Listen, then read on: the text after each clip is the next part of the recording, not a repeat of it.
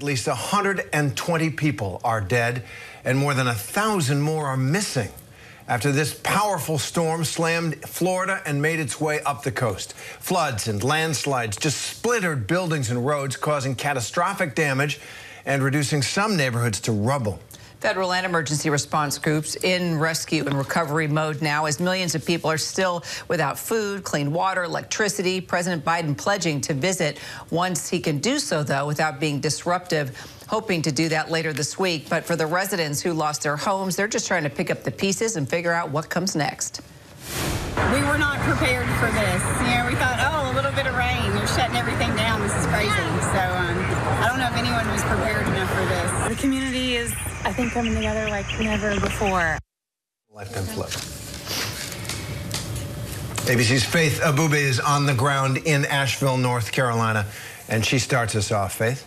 The good news this afternoon is that supplies are starting to come in. We heard this morning from officials that 3 tankers full of water have been delivered here in Asheville. And so people who need drinking water, safe drinking water, can actually go to the distribution center and get about 3 gallons for each person in their household. So that is a great start. But it's only the beginning, because there are people here who are desperate for food, who are desperate to get their power back on, and desperate for drinking water, and also just water in general in order to clean. And so the situation is getting dire here. Officials say they're working with FEMA, they're working with state officials as well to try to figure out what to do and do it really quickly. The infrastructure is basically broken down. Of course, there are power lines that are down, but the water system is not running in a lot of places. So people haven't had running water for quite a while now. And of course, the cell service is spotty. People haven't been able to actually call their loved ones and tell them that they're okay. And so that's why you're seeing dozens of people still unaccounted for, because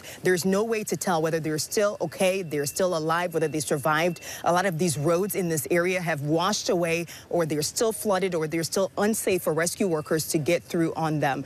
Here in this area where we are, you can tell how high the floodwaters got, because there's a car wash in the distance there where there's mud on top of that roof. We know areas in western North Carolina got about 30 feet of water. So that just gives you an idea. Here you can see across the street, on the side of the street there's a chimney that broke off a house and landed over here. There's no house in the immediate area where we are. We're in the middle of the street. So that tells you how far that had to travel. Over here, there are tractor trailers, multiple tractor trailers along this road that are stacked on top of each other.